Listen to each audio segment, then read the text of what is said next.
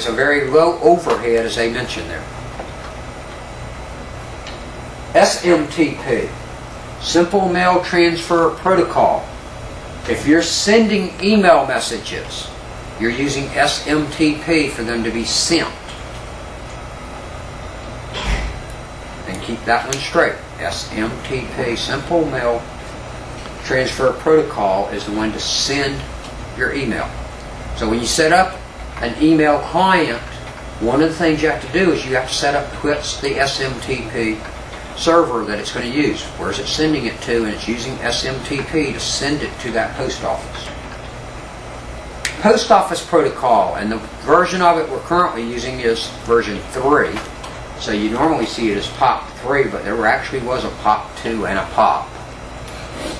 But we've been using POP 3 for at least 10 years since we've been really effectively doing internet on it, and I don't know how long as far as doing internet stuff before that, before it became widely used, because I don't remember what protocols we were using on the early email I was doing from the late 80s on.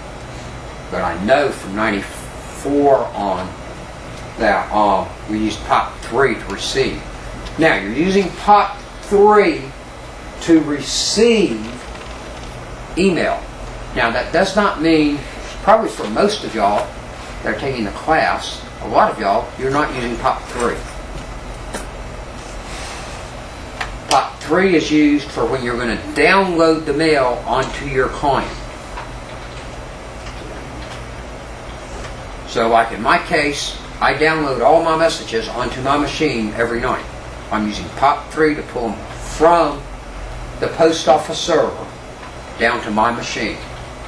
It's using POP 3 to do that. My messages are not staying on the server, I'm actually putting them on my machine. So POP 3 is involved there. Now, that was the only way it was done for a good while. But now with your Yahoo accounts, your Hotmail accounts, your Gmail accounts, and whatever other accounts, and even with a lot of your POP clients too, that you've also got the next one, which is IMAP 4. And it's actually version 4 is what we're on now, but IMAP, which is your Internet Mail Access Protocol. Now what it does is that's where it gives you the ability to access your mail, your email, on the server and manage it on the server. If the IMAP protocol is not working there, and I realize that's the same protocol twice, but that's the way it goes. If the IMAP protocol is not there, you're going to have to download your messages to be able to do anything with them and work with them on your client. But IMAP is what you're using in a lot of cases. And even with your POP clients, that you've got IMAP clients activity sitting there also, so that with my AT&T email account, originally the only thing I could do with it was SMTP and POP. I could send messages through it, and I could pull the messages down to my client and then work with them there, but I couldn't do anything with them on the server other than make a POP request to pull them down. Now I can still do all of that, which is nice and good because I like storing all of mine on my machine, and I'm probably but I am a pack rat on email. Because if I've ever sent you an email message since I've been at Heart of Georgia Tech, it's still sitting on my machine. If I've sent you an email from my home account since I originally got that AT&T account back in fall of 1996, it is probably still sitting on my machine at home. Okay? Now that comes in handy at times, so you may well want to consider that when you're looking at stuff. Particularly not so much for personal mail, but you can get rid of that stuff. But if you're looking at business type mail, you may well want to hold on to it. It can be helpful at times. Because there's been times where I've held on to that, and I've actually got of what I did in Athens sitting on a CD at home somewhere still, that you can go back and pull it up when somebody says, wait a minute, tells you they didn't send you something and you know they did send you something telling them.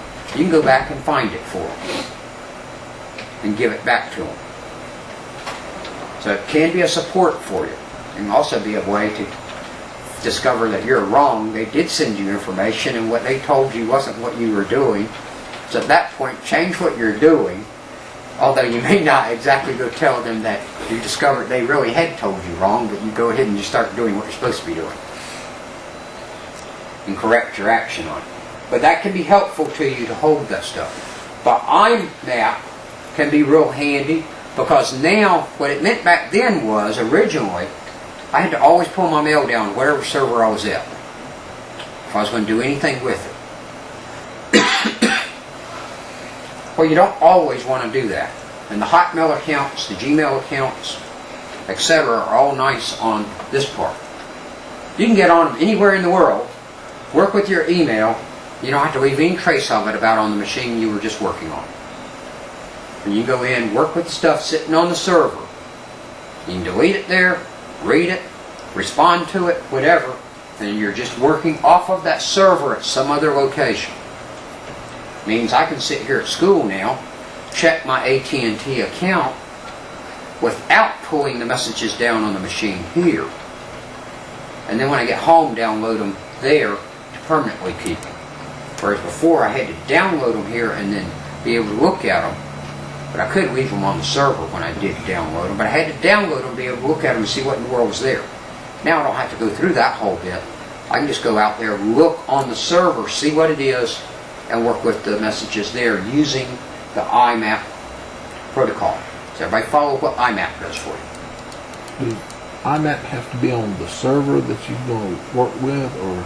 IMAP's got to be on the server that email account's on. So you're not putting IMAP on your machine, you're using IMAP on the server. Okay? But you're using IMAP to connect to it. IMAP's the protocol you're using to be able to do that work on the server. So you're concerned with the presentation, okay? Are you presenting that data to you? All right, network time protocol. That's not time of the day. That's the time in terms of its syncing, keeping track of what's their pattern that they're sending out their clocking on as far as when they send their signals, because they send stuff based on a clock, ever so many, and that's where you get back to in terms of the speed of your processor. That is what you're looking at here in terms of the network time protocol. That you're exchanging those time signals to keep your timing correct. DNS, we've talked about that one. To take our domain name, www.dwightwhite.com, and change it to the IP address. 192.168.32.4, or whatever it is. Well, we know it's not that number, because that's not an address could be used for that. DHCP, to allow us to do our TCP/IP configuration without having to manually enter it on every machine. To assign an IP address and lots of other information to each machine. DHCP works nicely on that, and we're going to look more in detail at DHCP later on. Because you're going to learn what's the 4 steps involved in DHCP, and you're going to have to know those. Of what 4 steps it goes through. I think it'd be rather simple. You want an address, it should give you an address, but it's got to go through 4 steps to do that. SNMP. Simple Network Management Protocol. Don't confuse this one to Simple Mail Transfer Protocol, SMTP. I did for a long time. Those sets of letters, SNMP, is awful close to SMTP. Okay? So after all, it's exactly 3 of the letters are there, and then it's awful close on the other. So get those 2 straight. SMTP is mail. SNMP is our network management. As we have devices talking to each other, they're going to use SNMP to talk to each other. You're going to use agents to send information back. When you look at your event log, most of the things appearing in your event log are there thanks to SNMP. Agents sent back a message to the administrator about either there was a problem or about good news. It's not all bad news goes across on SNMP. just like the newspaper. We tend to think of the newspaper normally having all bad news, right? But it's got good news in it too. After all, there is the comic pages in there. There is the sports page announcing that whoever won, that if it's the people we were wanting to win, that's good news, right? Now, if y'all were a Georgia fan, the sports page was not good news. That was another case of bad news reporting again, since Alabama beat Georgia again pretty badly yesterday. If you're a Maryland fan like me, the front page of the sports section today looked real good. If you're a Georgia Tech fan, it didn't look good after Maryland beat up on Georgia Tech yesterday. SNMP is the delivery of those messages across the network. Telnet, not an acronym. It's a word there. But it gives you a command line terminal emulator. It makes your machine into a terminal connected to something else. And terminals were just dumb devices sitting there that had a keyboard and a screen basically to them. Especially your dumb terminals, that's all it was made up of. And they were connected to the computer, and all you were doing was signals from your keyboard went straight to the computer and it processed it. Signals came from it back to your screen or to your printer. Telnet allows your PC to be that dumb terminal. Okay? Where you can just go in just as a terminal to the main device.